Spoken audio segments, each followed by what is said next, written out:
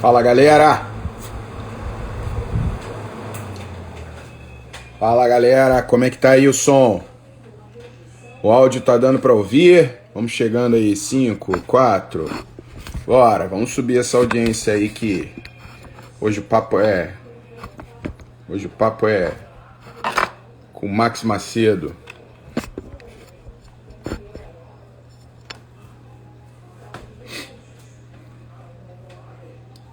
Valeu, Severo, obrigado. Tá dando pra ouvir bem então, né? Boa. Esperar o nosso convidado aí aparecer.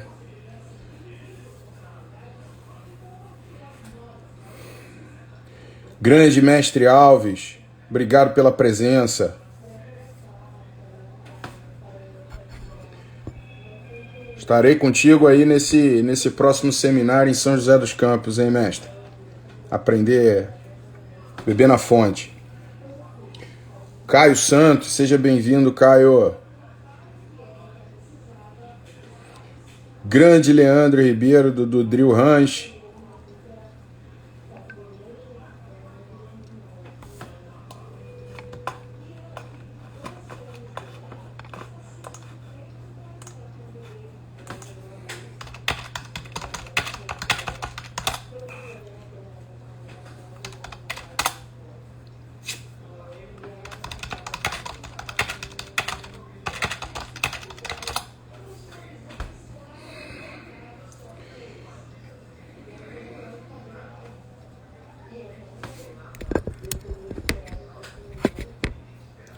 Cris, seja bem-vinda, Cris.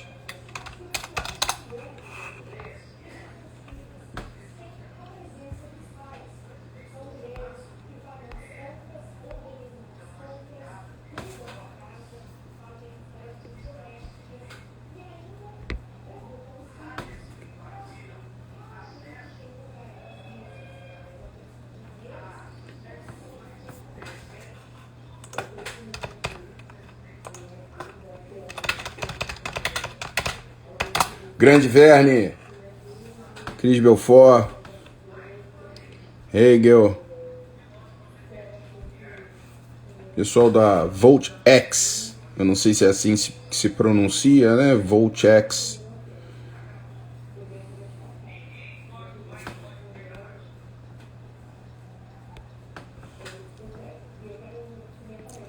Esperando aí só o mestre Max entrar aí pra gente começar a live. Vamos lá, galera, vai convidando aí, vamos bombar essa live aí, hein? Carl Sanches, seja bem-vindo.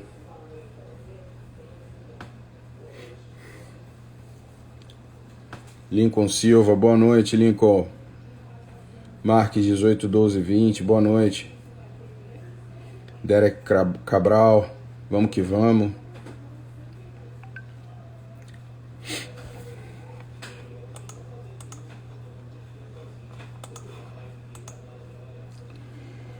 Galera, aproveitando aí que já temos aí 26 pessoas, 24 pessoas na sala, temos aí eventos aí do BRN Brasil, né? Na verdade temos um treinão que vai ser agora dia 21 e 22 em São José dos Campos, beleza?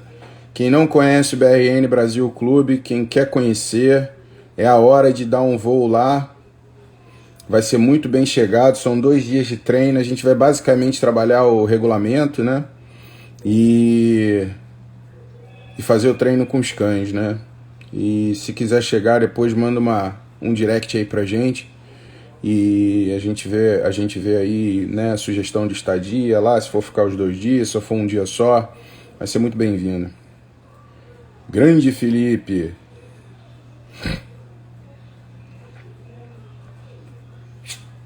Arles, grande Arles, esse sabe tudo.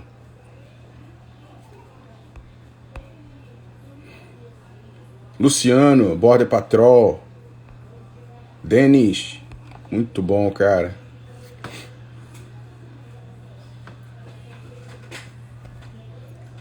Vamos que vamos. Já falei aqui, o Mestre Max está um pouquinho atrasado, mas já está chegando já.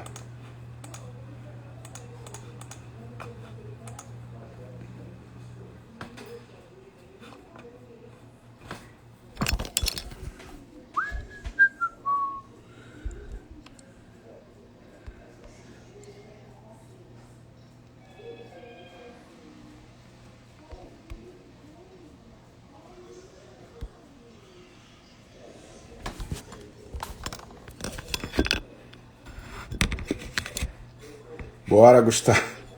Pô, se eu soubesse o que era pra falar, eu já começava, meu irmão. Tem que esperar o cara.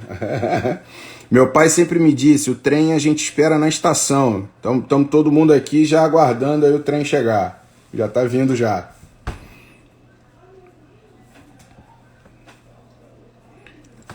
Vamos que vamos, meu povo. Vamos chamando aí a galera.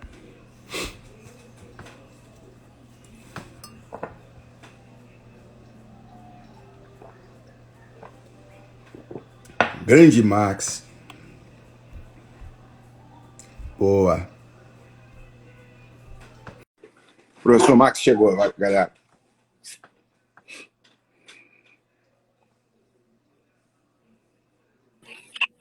Boa noite. Tá bonito, mestre. Tudo bom? Tudo bem? Tudo bem. A gente está aí com 34, 35, subindo aí a nossa audiência. E como nos comprometemos, né, com o horário, começar na hora e vamos lá. Primeiramente, eu queria agradecer muito, mestre, mais uma vez aí a sua deferência, né, por doar, né, e emprestar o seu tempo aí para falar com a gente aqui no canal, falar com a galera aí que tá prestigiando. Já estamos com 52 pessoas, então muita gente interessada em ouvir. E eu não acho que seja por outra razão, senão pela sua demonstração de dedicação e seriedade no que fala, né? Procurar a fonte, saber o que está falando, não falar besteira, não falar para vender, né? E essa seriedade dá resultado, né? Eu sou só mais um admirador, com certeza, dos inúmeros que estão assistindo aí e os que não puderam assistir também. Então, queria lhe agradecer aí esse tempo e passar a palavra para que você começasse aí falando desse tema tão palpitante, e às vezes até as pessoas tendem a desprezar um pouco a discussão conceitual, né? Mas eu sou um apaixonado pelos conceitos, né? Eu particularmente acho que só a experiência não resolve, e assim como só a teoria também não. Esse entrosamento entre o conhecimento teórico, né, a demonstração da conceituação para definir melhor na mente ajuda até a gente a ver, né? E uma das coisas que eu, como criador, preciso é ver o que está acontecendo. Alguns vão chamar de ler, né? Então, assim, a minha ideia, quando esse tema apareceu lá naquele grupo de WhatsApp, foi aprender meios para ver o que está acontecendo, né? E aí fica a pergunta, drive, impulso, isso realmente existe? Ou tudo aquilo que a gente chama de drive e impulso são comportamentos meramente aprendidos? Ou são os dois? Me ajuda a esclarecer isso aí, mestre. A palavra está com o senhor. Então, boa noite, tá bom? Obrigado pelo convite, pela confiança. Obrigado por todo mundo que está participando aí. Infelizmente, para muitos, eu tenho que entrar em questões teóricas e conceituais. Não porque eu seja um intelectual, eu não sou, de fato, eu não sou intelectual. Mas a questão é que o nosso meio ele é tão carente de um conhecimento minimamente fundamentado que qualquer um que se atreve a ler um pouco sobre o assunto passa a ser considerado um teórico intelectual. Mas o problema realmente é a nossa carência de entendimento. Nós temos um outro problema, especificamente sobre esse assunto, que é porque as coisas não são claras, primeiro, na cabeça das pessoas. As pessoas misturam aquilo que é jargão técnico, ou seja, palavreado popular, o que não significa que é errado, tá? O fato de eu estar denominando isso de um palavreado popular, vernáculo, eu não estou dizendo que está errado. Então, é uma das coisas que eu chamei a atenção na live que eu fiz recentemente sobre isso, que você simplesmente descredenciar a terminologia popular que tem no mundo inteiro é chamar todo mundo de burro. Sabe, isso é um desprezo com o ser humano absurdo. Então tá bom, tudo bem. Então o cara descobriu a roda. Então assim, um cara sozinho, não vou citar nome, não tô aqui querendo, mas para entender, um cara sozinho que para mim é um novato no treinamento de cães, é um ninguém perto do que é o universo, Também não estou dizendo ninguém no sentido de não ser respeitável. Não, não é nisso. Todos são respeitáveis, todos merecem ser ouvidos. Mas a partir do momento que a pessoa sobe num pedestal e dejeta em cima das outras pessoas como se as outras fossem inferiores, opa, peraí, a gente tem que... Opa, não é bem por aí. A gente não pode simplesmente chegar e chamar todo mundo de burro. Nós temos aí 200 anos, talvez, de treinamento canino no mundo, que aos trancos e barrancos é o que fez nós chegarmos até aqui. Então, nós temos que olhar para o passado e tentar entender o que eles fizeram, o que eles viveram, e não simplesmente destruir, mas aprendermos a crescer em cima do conhecimento que foi construído. E aquilo que, eventualmente, a gente perceber que, opa, essa leitura era uma leitura limitada. Por quê? Porque, na época, eles não tinham acesso até tal nível de conhecimento, porque a ciência não tinha desenvolvido nessa área, etc, etc. Ok, ó, então isso aqui, pessoal, vamos deixar um pouquinho de lado, não é jogar fora, porque muitas vezes na ciência, às vezes a gente, opa, né, que aquele cara estava certo, aí a gente volta, e aí, como a gente hoje tem métodos científicos melhores, métodos diagnósticos melhores, a gente faz uma releitura mais sofisticada daquilo e a gente vai construindo conhecimento assim. E uma outra coisa muito importante, continuando aí, né? Então, entendermos que não é porque é popular, porque é vernáculo, que por si só está errado.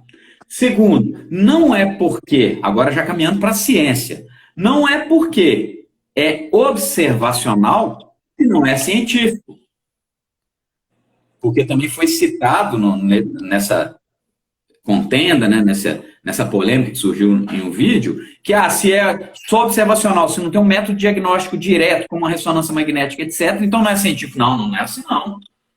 Ciência observacional também é ciência. Então, saindo um pouco agora das questões meramente práticas e técnicas do treinamento, indo para a ciência também se construiu em cima de observação. E hoje os métodos diagnósticos, que são diversos, eles ajudam a entendermos melhor aquilo que observávamos no passado. Mas eles não simplesmente destroem toda a necessidade e experiência observacional do passado. Ciência também é observacional. Aliás, a maior parte da ciência é observacional. As tecnologias diagnósticas, elas são muito recentes. E aí, só citar algumas tecnologias diagnósticas que são muito importantes hoje e que, inclusive, demonstram coisas que nós denominamos drives. Eu citei um trabalho, que é um trabalho muito importante do professor Ivan de Araújo, com a equipe do professor Newton Canteiras, não sei se você chegou a dar uma olhada nisso, tem vários vídeos muito bem editados e bem feitos pela revista da FAPESP, da USP de São Paulo. Isso foi um trabalho conjunto das equipes da Universidade de Yale, junto com a Universidade de São Paulo. Um belo de um trabalho denso, difícil de ler.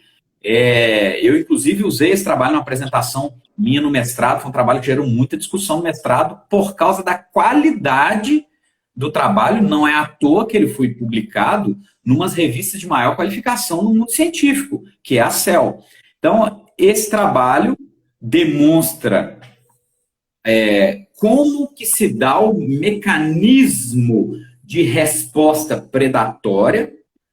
Descobriram um ponto importante no desencadeamento da coordenação neuromuscular predatória, que é o núcleo central da amígdala cerebral.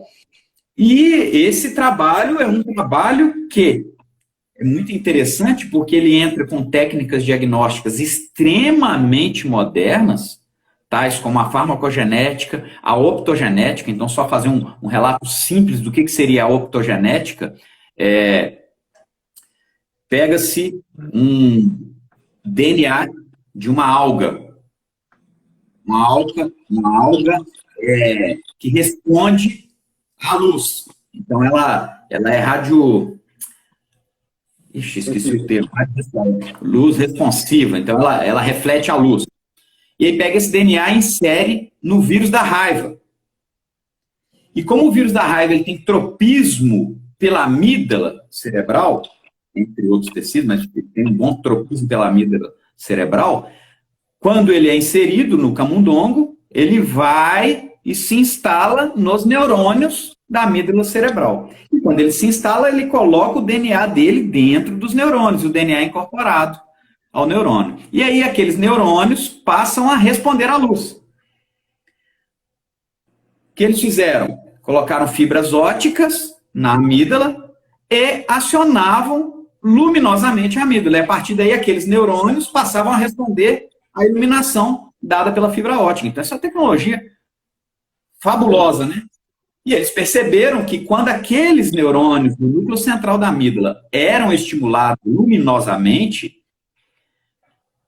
primeiro, de maneira geral, eles emitiam estímulos, né, de respostas e comandamentos, tanto para a região crânio-mandibular, a partir do músculo masseter, no trapézio, no pescoço, para dar o bote, também os músculos da região orofacial e o músculo masseter, por exemplo, para poder fazer a apreensão e os movimentos de mastigação e deglutição.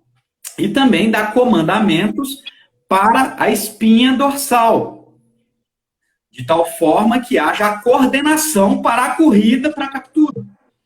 Então, a amígdala cerebral é responsável por esse comandamento. Também perceberam que existem grupos neuronais específicos para a região crânio-facial e grupos neuronais específicos para a região espinhal. E aí eles fizeram secções nos grupos e perceberam que é possível fazer estimulações específicas para um lado ou para outro. Aqueles ratos que tinham destruídos os seus neurônios comunicadores com a região crânio-facial, por exemplo, quando eram estimulados pela luz, eles corriam, mas não apreendiam. Aqueles ratos que eram seccionados e destruídos, os grupos neuronais ramificados para a espinha, respondiam somente dando bote, mas eles não corriam.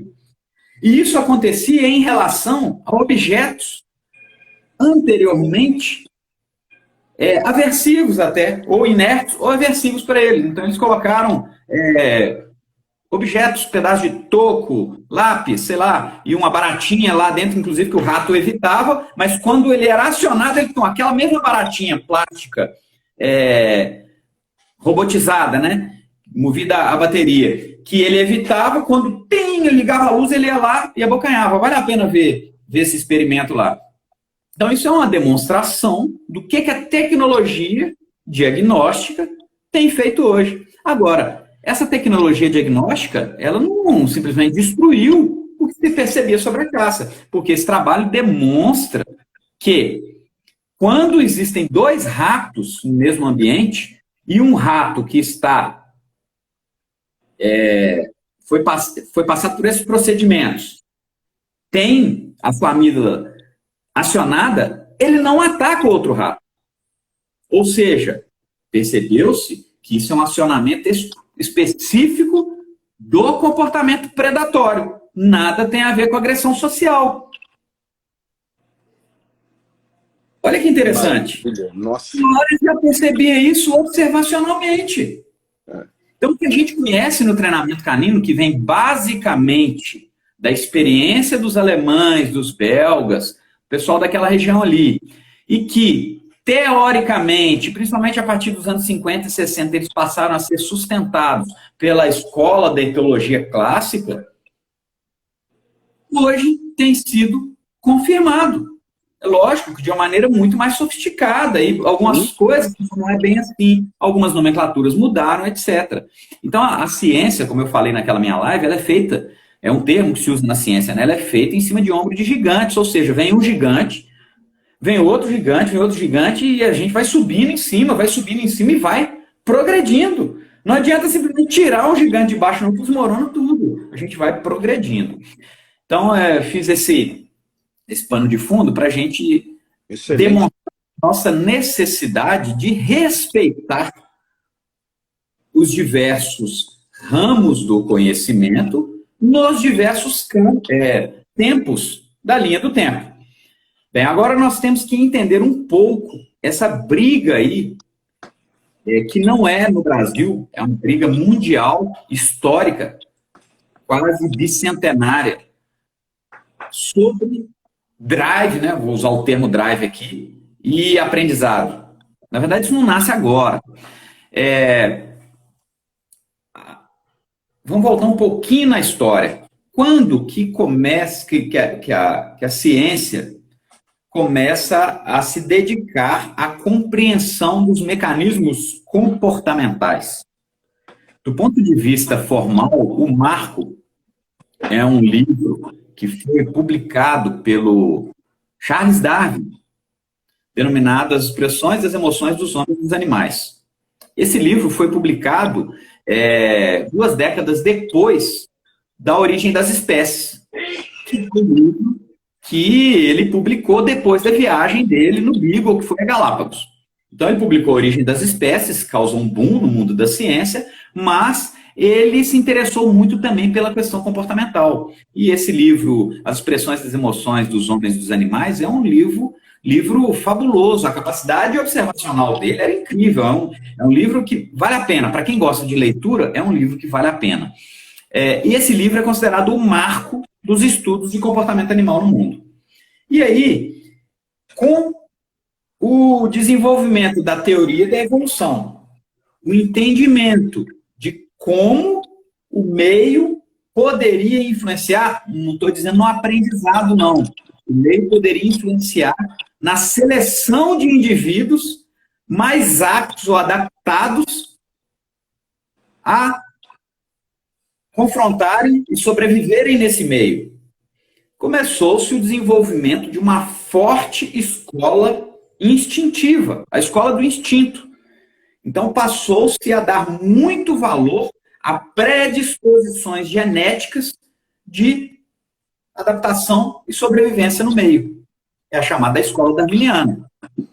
E isso foi muito fortalecido com os estudos da então ainda muito rudimentar genética. Mendel, com os experimentos inicialmente com as ervilhas, depois com joaninhas, etc., mas Mendel ainda estava um negócio meio incipiente, era uma coisa muito nova. E aí vem Francis Galton, que era primo de Darwin, e começa a focar, utilizando aquele conhecimento que Darwin já tinha desenvolvido na seleção natural. O que é a seleção natural?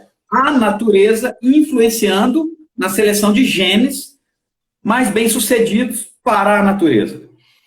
Francis Galton começa a aplicar esse entendimento para a seleção que passou a ser denominada seleção artificial, ou seja, nós passamos a intervir na seleção, que nós, por exemplo, fazemos com os cães. Eu quero um cão mais rápido. Opa, eu tiro os cães lentos do meu plantel, começo a cruzar cães rápidos. Isso é uma seleção, tal como a natureza faz. A diferença é que aqui sou eu que estou fazendo. E na natureza, é a seleção natural. O Darwin estudou basicamente a seleção natural. Na sequência, Galton estudou a seleção artificial.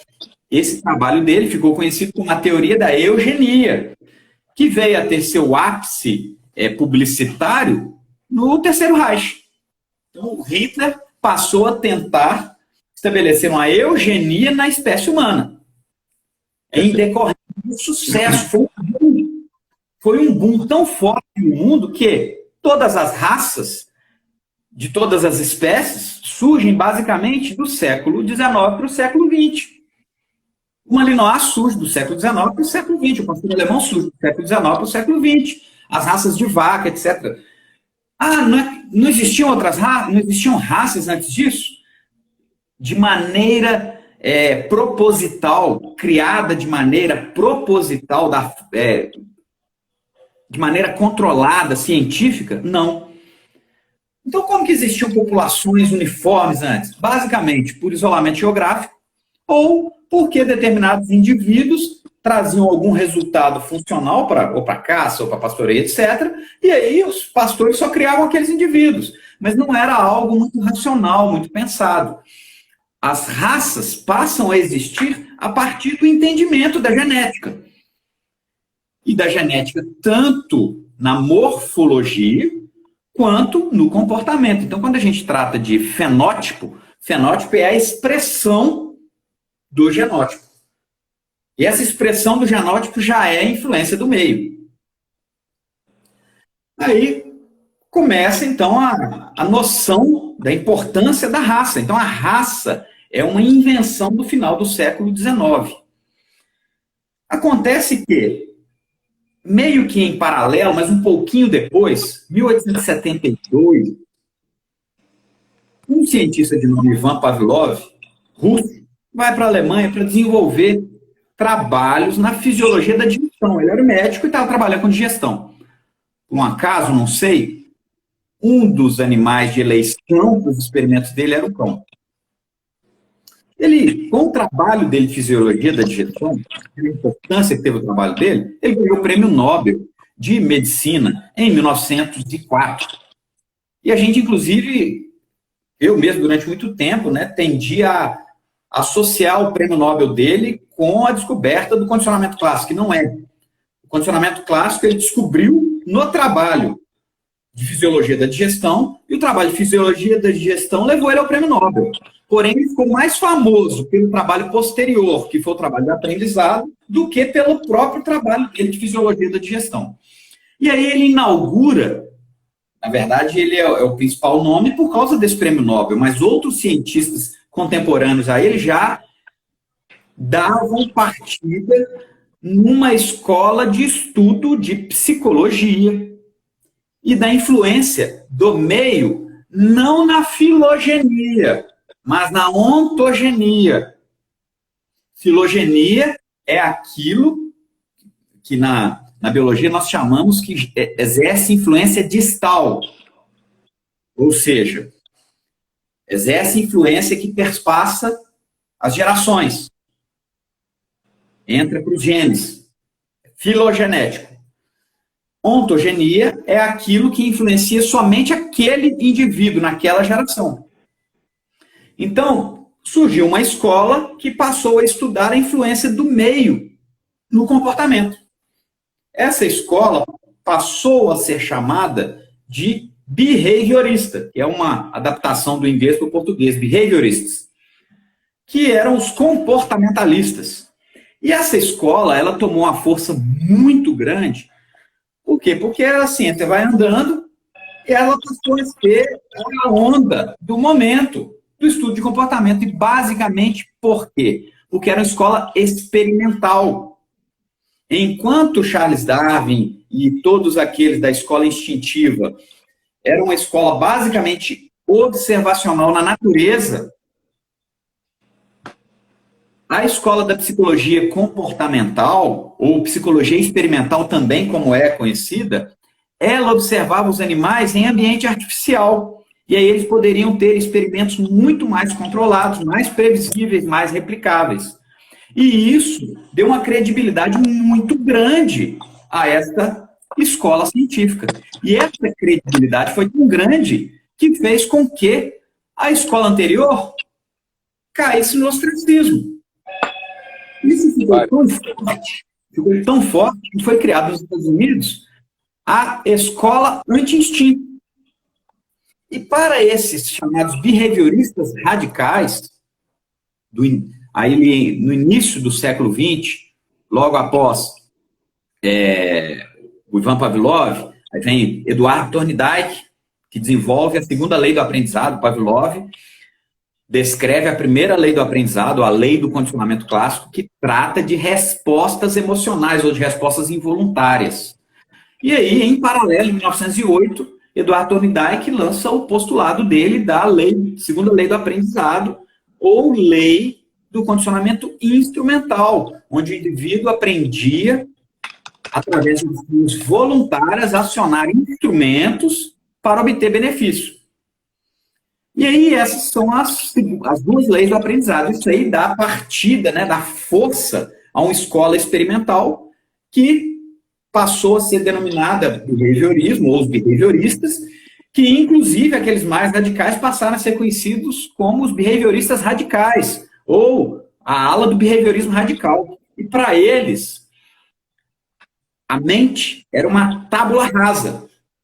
Ou seja, o indivíduo nascia com a mente absolutamente vazia. E todo o comportamento dele daí para frente era consequência do sucesso ou insucesso. Ou seja, ele não nascia com nenhuma programação filogenética. Filogenético é aquilo que viria pelas gerações, pelo DNA. Eles não conheciam o que era o DNA na época. Mas, para essa nova escola, não existia um comportamento geneticamente determinado. O indivíduo nascia zerado. E a partir dali, de acordo com as experiências que ele tinha, se ele era reforçado, aumentava. Se ele não era reforçado, diminuía. Se ele era punido, diminuía, e assim por diante. Isso ganhou muita força por causa dessa capacidade experimental que eles tinham. O método científico deles desenvolveu muito, ainda mais que era dentro do laboratório, com ratinhos. A quantidade de rato usada é muito grande, então tudo era muito fácil de replicar. E aí, na década de 30, aparece para o mundo um grande nome, que é o Burrus. De burro não tinha nada. Frederick Skinner, um gênio, que associou a capacidade dele, percepção psicológica, ao background que a ciência já tinha atingido, ao conhecimento que ele já tinha até então, do aprendizado emocional, do aprendizado de ações. Ele tinha uma outra virtude, que era um bônus, que era a capacidade inventiva. Ele era um professor pardal. Ele montava inventos. Então, ele pegou a caixa do Thorndike, associou com a capacidade de regular randomicamente a tecla lá, e aí o rato podia colocar um acionamento, caiu o pellet, daí depois de muita repetição, não, agora eu converto para 3 acionamentos, agora eu converto para 4, etc. Chegou num ponto que ele converteu para acionamento randômico, ou seja, o rato não sabia nunca quando que ia cair o pellet, mas ele sabia que uma hora ia cair, aí aumentou a intensidade, e ele passou a perceber a importância da frustração, que mais recentemente a gente teve o entendimento que a dopamina tem um grande papel nesse aumento da intensidade quando vem imprevisibilidade. Então, por causa dessa capacidade experimental, a escola darwiniana simplesmente foi tratada como coisa do passado. Porém, e aí o Skinner lança, em 1938, a obra que lança ele para o mundo, né, chamada The Behavior of the Organisms, que é o livro que ele lança as teorias dele para o mundo. Publicou vários livros depois. Ele foi um cara que teve uma importância extremamente grande para a psicologia humana. Inclusive, na Segunda Guerra Mundial, ele preparou pombos para trabalhar na Segunda Guerra Mundial. Foi um cara que tem vídeos dele até na década de 70, ele velhinho ainda, apresentando os pombos dele, fazendo demonstração de modelagem.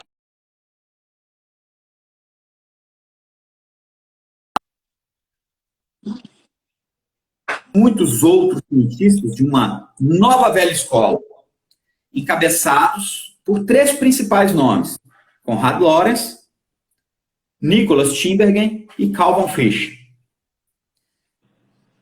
Nessa época, eles começam um trabalho de resgate daquele conhecimento considerado clássico, que era o conhecimento da escola darwiniana do instinto.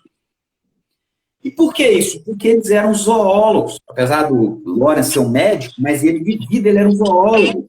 E na época a zoologia, principalmente da escola europeia, era muito observacional. Esses caras iam para a África, moravam na África com os animais.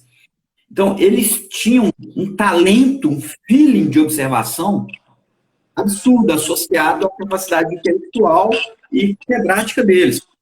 E eles começam a desenvolver trabalhos. E aí, na riqueza de trabalhos que ele desenvolve, vem os trabalhos sobre a agressão, os trabalhos sobre o imprinting, e aí eles resgatam pensamentos de nomes importantes como Wallace Craig, que era do início do século XX. E essa escola passa a tomar muita força, mas ela ainda é alijada do meio científico internacional, porque o meio científico internacional só tinha olhos para o behaviorismo. O behaviorismo representa o meio é responsável pelo comportamento. Finalmente, em 1973, a comunidade científica reconhece a importância dessa área da ciência. Essa nova ciência passou a ser conhecida como Escola da Etologia Clássica. E aí, esse trio recebe o Prêmio Nobel de Medicina em 1973. Interessante porque, agora trazendo um pouquinho para o treinamento canino, nessa época Helmut Reiser estava em carreira ascendente nos campeonatos alemães. Helmut Reiser aí já era vice-campeão alemão. E ele foi campeão alemão em 79.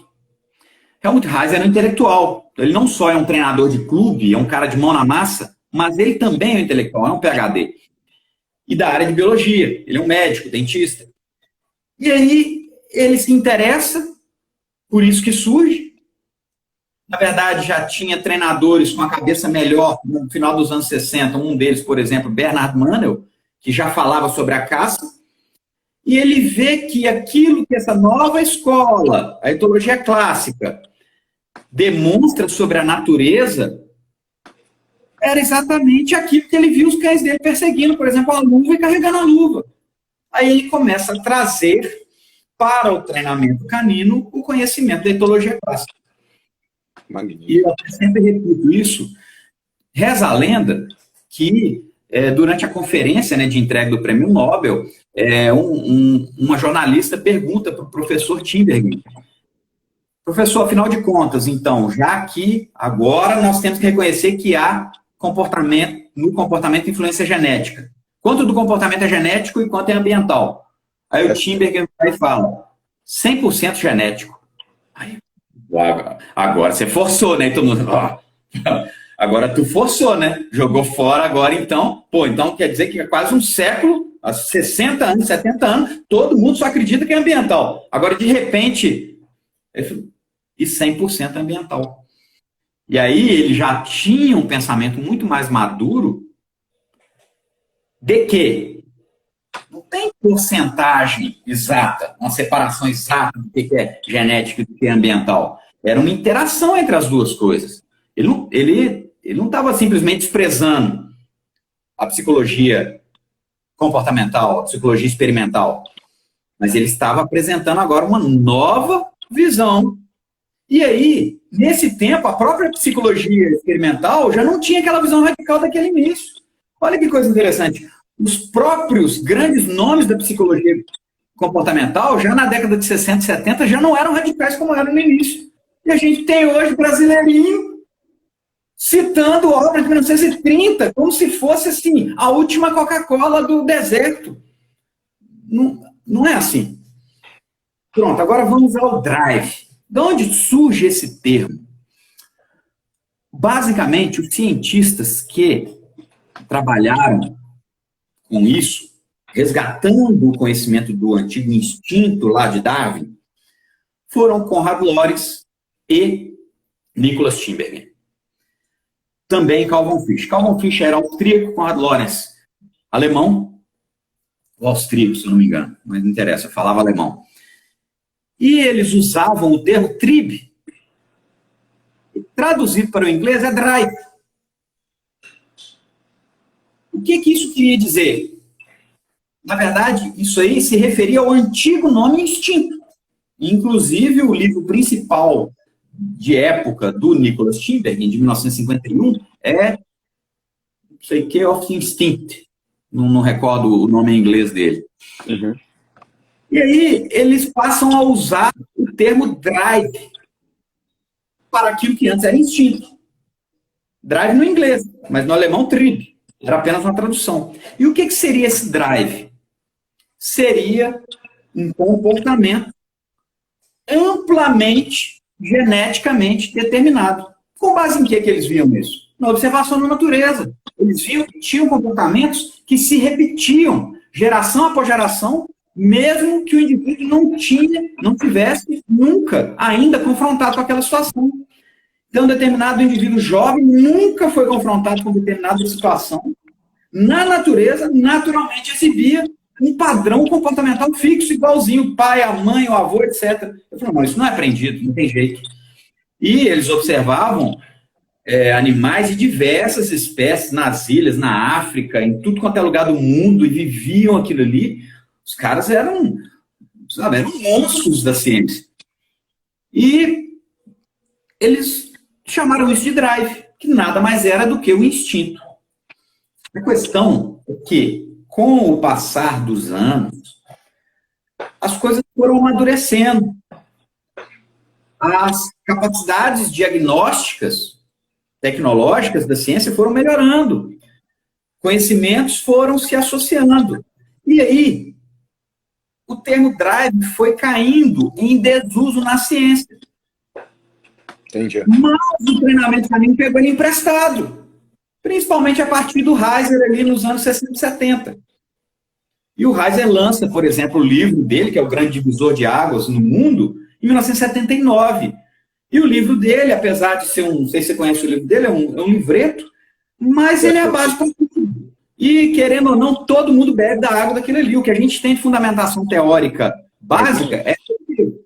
Mas, mestre, esse abandono do nome drive pela ciência, ele foi meramente a nomenclatura, passaram a chamar de outra coisa, ou ele foi uma mudança de conceito? Olha, o drive... As duas coisas.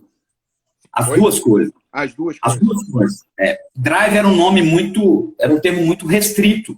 Então, ele se restringia a um comportamento direcionado. Tanto que a tradução para o português passou a ser impulso. O problema dessa tradução é que impulso nos leva a pensar numa ação simples. Tum! Mas a palavra drive, o inglês tem essa característica, né? A palavra drive, ela dá uma ampla capacidade de percepções de significados dentro dela. Se a gente fosse traduzir, o que eles estavam querendo transmitir com isso seria um impulso direcionado. Então não é só um impulso do nada para nada, era um impulso direcionado para algo geneticamente determinado. Perfeito. Por que isso caiu em desuso? Porque essa palavra restringia muito a algo amplamente geneticamente determinado. E foram percebendo com isso que, apesar de existir, dá licença aqui, apesar dos comportamentos poderem, muitos deles, não todos, terem um forte componente genético, mesmo os que tinham o maior componente genético, ainda assim tinham a necessidade de desenvolvimento de acordo com a experiência e confronto com o meio. E aí arrefeceu-se também o vigor daquela nova onda instintiva. E aí começou a entrar no equilíbrio. Então, os indivíduos, eles nascem, sim, com pulsões comportamentais, com tendências, que hoje nós chamamos de motivações inatas, ou prontidões. Mas essas prontidões, elas só aparecem ou se desenvolvem se houver estimulação e reforço externo. Então, o fato dela ser genética não despreza a necessidade de estimulação externa, e o fato de ter estimulação externa não despreza a necessidade de haver uma prontidão genética. Agora, existem comportamentos com maior força do genético, e a gente cria cachorro, a gente vê a diferença. Tem cachorro que você vai rodando na frente dele a vida inteira e não vai adiantar. E tem cachorro que você triscar e isso é amplamente geneticamente determinado. Mas não significa que não foi necessário ele, uma vez ter mordido e você lutar dele ter se sentido vencedor, para isso não se multiplicar na cabeça dele. Então, hoje a gente tem um pensamento, a ciência hoje tem um pensamento mais equilibrado entre as coisas. Tanto a prontidão genética, mais ou menos de acordo com o tipo de comportamento, como há muita influência do meio, e cada vez mais se descobre a importância do meio. Já citei em outras oportunidades, inclusive eu creio que eu tenha falado, né, nas últimas lives que eu ministrei a vocês, sobre, por exemplo, a epigenética. Exatamente. Que é um novo sub-ramo da genética, extremamente recente e muito inexplorado ainda. E aí, olha como é que a ciência vai dando nó na gente. Se a gente tiver um tapa-olho de um lado, a gente está fechado. Eu não posso processar as informações sob o filtro ideológico. Quer dizer, eu tenho uma crença e a partir de agora eu só quero ver aquilo que é de acordo com a minha crença. Tá, eu estou fechando meus olhos para um mundo de conhecimento. Perfeito. Perfeito. Então, o mundo percebeu aí, que deu o nome agora para de epigenética. Olha só, com certeza você tem ou teve esse pensamento, eu até pouco tempo atrás tinha esse pensamento, o mundo inteiro sempre pensou o quê? Aquilo que é adquirido não se transmite. Então, por exemplo, o filho do Lula tem 10 dedos. Por quê? Porque ele perdeu o dedo, foi adquirido. Porém, descobriram alguns anos atrás, se eu não me engano, dos anos 80 para cá, em judeus que estavam acompanhando, provenientes dos campos de concentração na Segunda Guerra Mundial, que um número muito grande que foi observado, os que passaram pelos terrores dos campos de concentração desenvolveram grupos de doença muito replicáveis, muito previsíveis.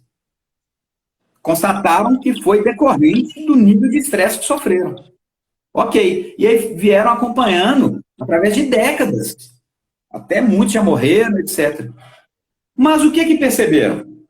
Bem, primeiro, que foi adquirido. Por quê? Aqueles contemporâneos que não passaram pelo campo de concentração não desenvolveram aquelas síndromes. Os anteriores, os antepassados, não tinham relato de terem aquelas doenças.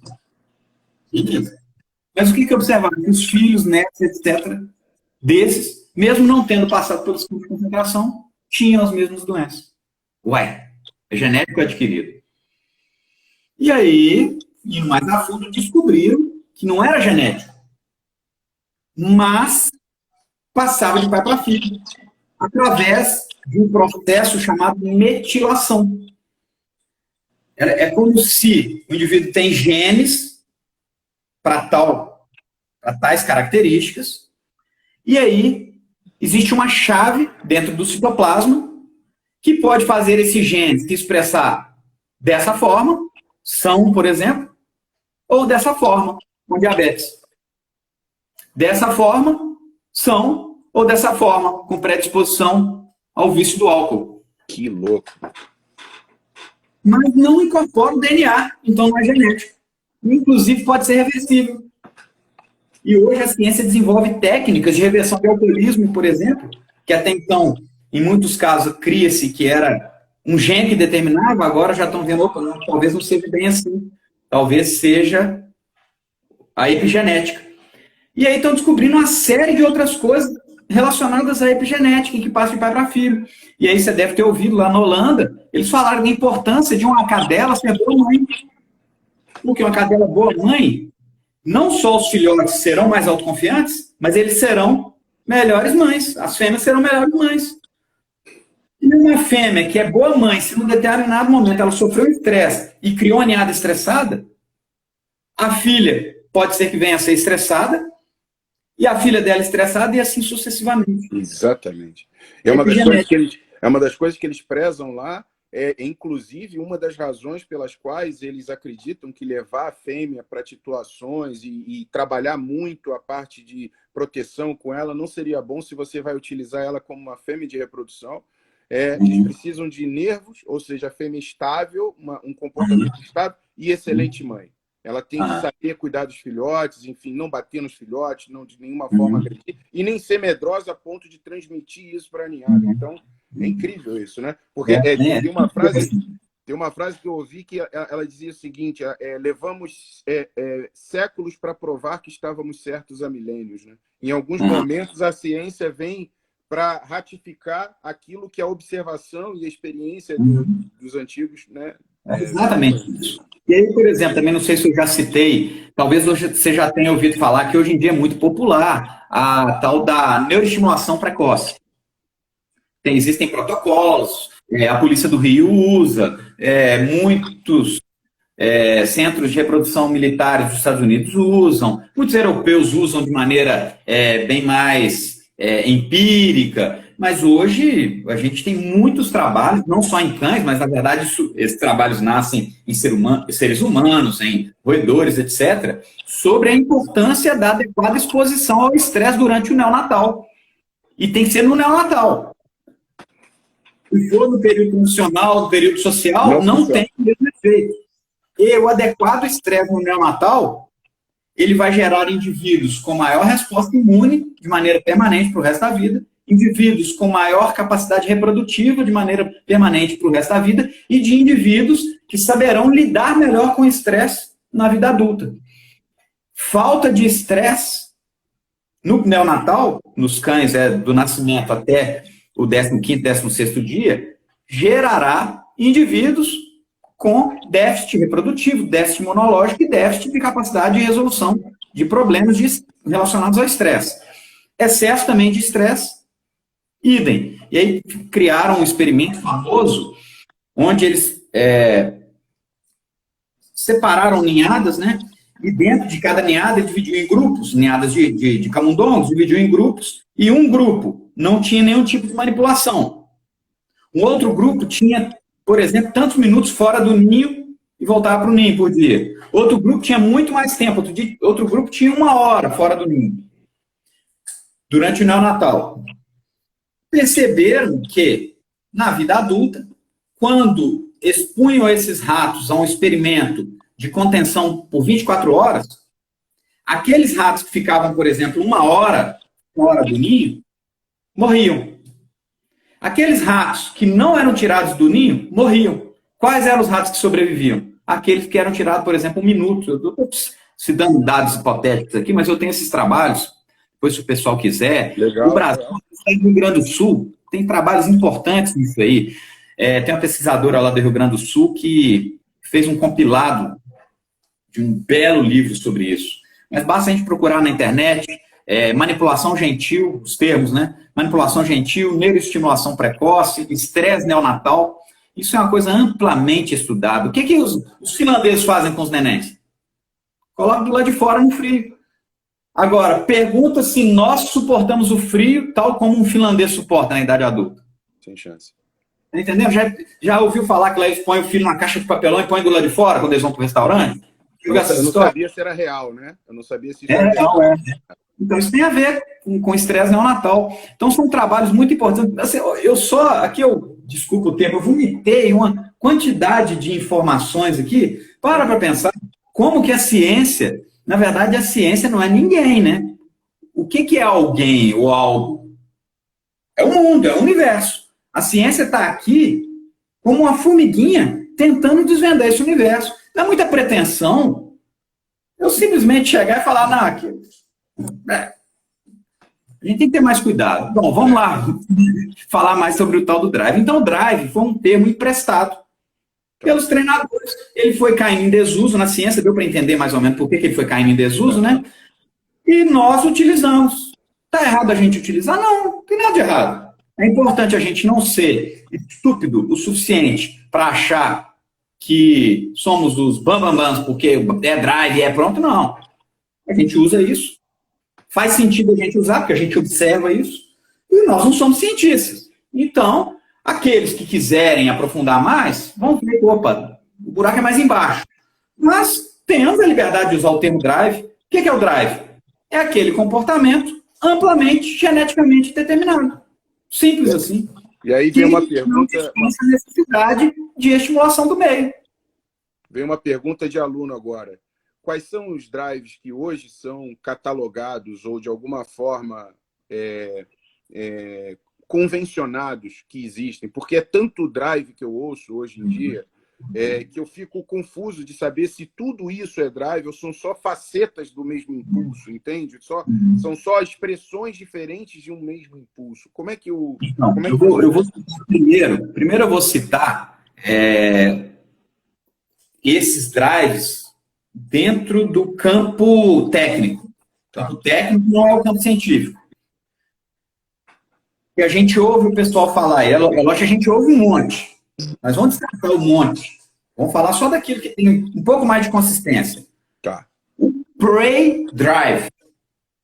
O que seria o prey drive? Prey drive é aquela fase do comportamento predatório, motivacional, visual. Ela é antecedida num comportamento predatório total pela chamada fase indireta, em que o indivíduo não viu a presa, não está procurando a presa. Ele procura com todos os sentidos, mas muito no cão com olfato. E ele procura o quê? Indícios de que a presa passou por ali.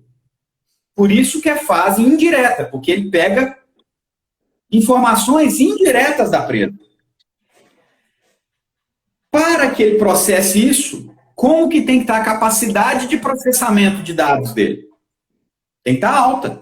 Opa, aqui, pá, pá, pá. Então, essa é a fase de maior atividade cerebral. E é a fase que o indivíduo mais aprende, por erro ou por acerto. E é interessante que em 1918, Wallace Craig já descrevia isso. E ele falava que a primeira fase de uma caçada é a fase mais plástica dela, ou seja, é a fase mais passível de influência das experiências. Ora, talvez o indivíduo casse mais olhando as pegadas, talvez numa estação mais úmida, em que as impressões de pegada são mais visíveis. Para que ele vai ficar sentindo o cheiro se está óbvio o visual ali para ele? E aí, uma época que não está seco, e aí as pegadas não ficam, ele desenvolve, opa, então é a fase mais plástica. Qual que é a fase menos plástica? É quando o indivíduo vê a presa. Viu a presa, ele não tem que pensar. Aí ele engata a primeira, segunda, terceira, quarta, se possível a quinta, para poder pegar. Então, essa porção visual, chamada direta, é um treinamento que nós chamamos de prey drive, ou, no bom português, impulso de caça, ou drive de caça. Os americanos, de maneira rudimentar, chamam essa primeira fase de hunting drive. Não sei se você já ouviu esse termo, que é a fase de procura. Está errado, não, é uma terminologia deles, mas não é científica e não é bem técnica. Mas é uma forma de observar. A gente não, é observacional. Então, realmente, o animal ali ele está procurando a caça, mas é a fase que ele processa melhor. Então, um drive que eu citei, né, um drive, uma motivação inata, seria o comportamento predatório, que foi agora mais esmiuçadamente descrito nesse experimento que eu falei. Exatamente. Porque no experimento eles ativaram ele diretamente. Eles foram lá na mira, pim, como se apertasse um botão. Aí o bicho deu um pulo. E naturalmente, como que ele ativaram? Pelo movimento e fuga. Então o indivíduo vê, fugiu, pá, acabou, ganhou. Então você tem, qual é a forma natural de ativação? O movimento em fuga da presa. Qual seria um outro drive? Agressão social. Defesa. Hoje a gente poderia chamar de drive, talvez não. Antigamente chamava. Não, antigamente chamava. Por quê? Porque a palavra drive, ela leva ao entendimento de ser algo que o indivíduo, primeiro genético, né, que leva ele a procurar algo de valência positiva. Então vamos lá entender um pouquinho a questão emocional. Existem emoções de valência positiva e emoções de valência negativa. Emoções de valência positiva são aquelas que levam o indivíduo a buscar aquela experiência. Emoções de valência negativa são aquelas que fazem com que o indivíduo evite aquela experiência. Defesa é algo de valência negativa. O indivíduo não quer se defender. O que ele quer é que o ameaçador vá embora. Se necessário, ele se defende. Mas se o ameaçador for embora, o que ele faz? Beleza. Então, mesmo no treinamento canino, com o passar dos anos 70 e 80, foi diminuindo a utilização do termo drive de defesa. Mas é uma expressão emocional, é um comportamento defensivo. Então, basicamente, drive de caça porque o indivíduo persegue. E drive de agressão. Os finlandeses e alguns outros também chamam um outro drive pack drive, que é um drive social. Eles fazem questão de, em determinadas situações, principalmente com o filhotinho, desenvolver essa motivação social do filhote e mostrar para o filhote quem que manda na matilha e tudo. A gente poderia chamar, porque é uma direção, o indivíduo busca o social e é natural. Então, é uma outra porção. O indivíduo tem uma porção predatória, que é do mecanismo de adquisição de alimento. Ele tem uma porção social, que é agonística, ou seja, de ataque, de confronto, agressão social. E ele tem uma porção social que é de relacionamento familiar, hierárquico, que o pessoal chama de pet drive. Agora, como eu falei, são termos populares, né? Que não estão errados. Maravilha, mestre. Nosso drive, olha, nossa live está chegando ao final. São os 3 minutos finais aí. Eu queria deixar esses 3 minutos para a sua parte, né, de trabalho, se vai ter seminário, se vai ter curso aí com você, seu canal, né? Enfim, como é que a gente pode... Porque eu tive, graças a Deus, acesso através de outros canais, né? E muita gente talvez não tenha, assim, onde é que eu posso buscar mais sobre o professor Max, né? Então, temos aí 2 minutinhos aí para a sua parte, vamos chamar comercial. Então, o pessoal que quer conhecer um pouco mais do meu trabalho, eu tenho meu site maxmacedo.com.br, que é meu site de ensino pela internet. Lá eu vou lançando diversos cursos diferentes. Eu tenho um curso, por exemplo, Entendendo o Aprendizado Canino, que é definitivo, que tem um módulo especialmente focado nessa parte teórica todinha. Tem vários outros cursos orbitais e alinhados com ele, um curso só de colar eletrônico, um curso só de condução, um curso só de halter, etc. É lógico, né, que a gente vem aprendendo, modificando a nossa forma de treinar, não é que a antiga estava errada, mas a gente vai vendo coisas novas. Hoje eu estou numa outra pegada, que é esses cursos meus todos, eles fazem a base para essa outra pegada. Então, essa outra pegada a gente só aproveita adequadamente se a gente entender isso tudo que eu passei nos cursos. Tem meus cursos presenciais também no meu centro de treinamento. Aí tem um site do meu centro de treinamento, que é adestreseucão.com.br. Normalmente eu tenho 2 modelos padrão de curso. Um curso que é aprendizado canino, teoria e prática, e outro curso que é de figuração, movimentação, ações... Agora, né? Oi? Vai ter um agora de figuração, não vai? Vai ter uma figuração agora. Esse meu curso de figuração, ele é o primeiro curso de figuração do Brasil. Ele surgiu de 1995 para 96, quando a gente começa um movimento de tecnificar as ações, não só em treinamento, mas de figuração no Brasil. E esse curso foi muito bem sucedido na época. A maior parte dos bons figurantes do Brasil passaram por esses cursos no decorrer desses quase 30 anos. Uhum. E eu continuo fazendo ele agora, basicamente, no meu centro de treinamento, 2 vezes ao ano. No final do ano eu tenho esse meu curso, que é da teoria à prática, mais adequado para aqueles que têm conhecimento teórico, principalmente vindo do meu curso online, né? Hoje em dia, a minha parte teórica eu tenho jogado basicamente para o online, porque é muito conteúdo. Se for fazer isso tudo presencial, você vai ficar 2, 3 semanas comigo só para a gente ficar vendo teoria, não tem porquê. Melhor vir em casa, você assiste, repete, revê, etc. E aí a gente vai para o curso presencial, que é de 1 semana, para a gente poder ver cachorro treinar mesmo. Tem o meu canal no YouTube, tem uns 500 vídeos lá, tem vídeo de ensino, tem vídeo só de treino meu normal, e eu vou postando, já tem uns 500 vídeos, tem muitos anos já que eu tenho esse meu canal no YouTube. Tem Instagram também, Instagram eu não gosto muito não, mas de vez em quando eu vou pondo coisa no Instagram. Tem o site do meu canil de criação, canilsadonana.com.br, um canil especializado em pastor alemão de linhagem de trabalho. Então, acho que é isso aí.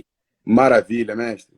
Mais uma vez, muito obrigado. Eu tenho alguns eventos, agora eu não vou saber de cabeça, deixa eu ver, espera aí, rapidinho, deixa eu achar aqui. Pode pegar agora em Nova Lima. Então já falar que o pessoal que estiver interessado... Isso aí.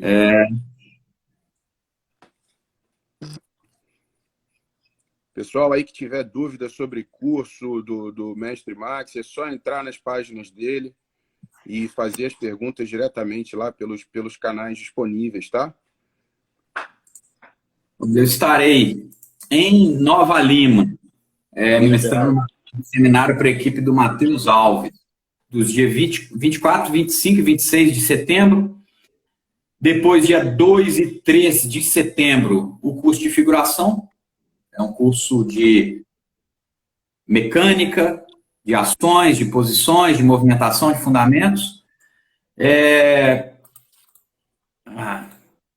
Dia 27, na semana do dia 25 até o dia 31 de outubro, estarei em Recife, ministrando um seminário lá para um grupo O civis. pessoal de Recife aí que estava perguntando, aí a resposta está aí. Ó.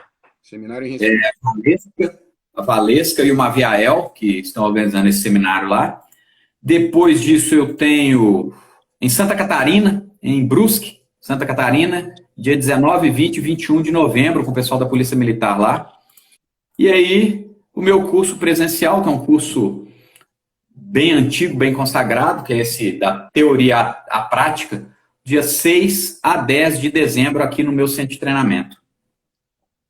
Maravilha, mestre. É aquilo, aprendizado não termina nunca, né? É se manter conhecendo e aprendendo e com humildade, né? Diferente de muita gente que está por aí, que lê meia dúzia de palavras aí em algum livro e começa a achar que sabe. Obrigado pelo seu conhecimento. Obrigado a todos aí pela audiência. Mestre Max Macedo aí para vocês, galera. Forte abraço, mestre. Um grande abraço. Muito obrigado a você, muito obrigado a todo mundo que gastou, investiu esse tempinho para me ouvir aí. Espero que eu tenha ajudado. Um grande abraço. Abraço. Tchau, tchau.